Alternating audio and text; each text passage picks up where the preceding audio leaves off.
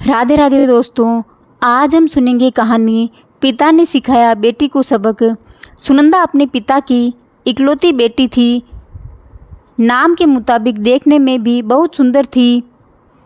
जब वह अपने ससुराल गई तो उसे उसके मुताबिक ही सब कुछ मिला, किंतु आजकल की लड़कियों को अधिक टोकना, समझाना, अपने मन के मुताबिक चलाना सासू माँ को अब कहाँ रह गया है। सुनंदा की सास सुनंदा को हमेशा समझाती, बहू ऐसा करो, ऐसा ना करो। नई नवेली बहू को थोड़े ही दिनों में अपनी सासू माँ से चिढ़ पैदा होने लगी। इस प्रकार यह सिलसिला आगे की ओर बढ़ता गया।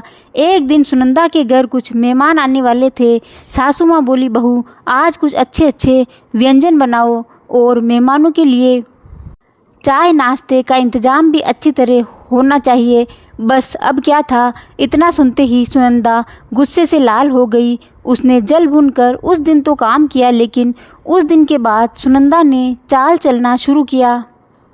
जैसा सास कहती वे ठीक उसके विपरीत करती थी। सास ने भी पुरानी कहावत के मुताबिक बहू को उसके माता पिता को गाली देना, उसे कोसना और बड़बड़ाना शुरू कर दिया। दोनों सास बहू में आनाकानी हमेशा चलती रहती थी।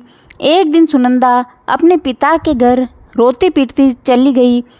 वह अपने पिता से बोली, पिताजी आप तो डॉक्टर हो, मुझे कुछ ऐसी दवा दीजिए जिसे खिलाकर वह बुढ़िया गूंगी हो जाए, क्योंकि वह मुझे गंदी गंदी गालियाँ देती है।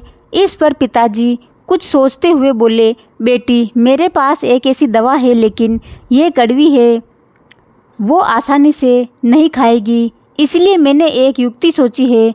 तुम हर रोज़ 1 महीने तक ये दवा अपनी सास को खाने में मिलाकर खिलाती रहना। ठीक 1 महीने में वह पूरी तरह गूंगी हो जाएगी।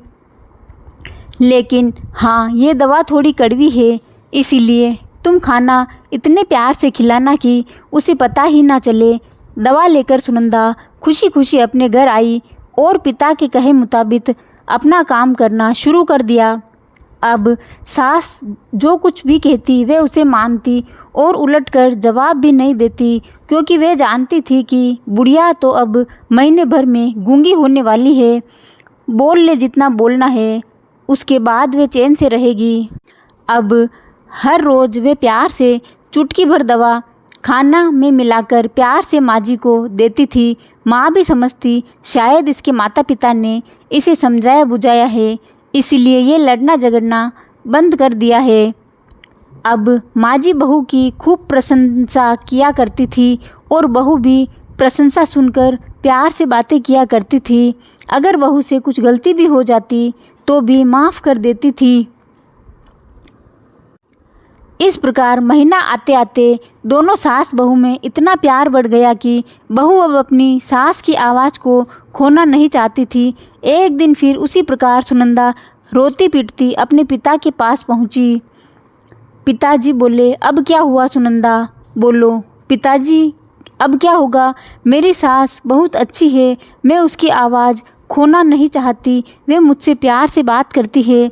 अब मुझे कोई ऐसी दवा दीजिए जो कि मेरी माँ जी को दिया हुआ दवाई का असर काट सके और वे गूंगी ना हो पाए। इस पर पिताजी हंसते हुए बोले, बेटी तुम रोना धोना बंद करो और खुशी से रहो। जो दवा मैंने तुम्हें दिया वह कोई दवाई नहीं थी, वह रिश्तों में गुल्ली कड़वाहट उतारने की तरकीब थी।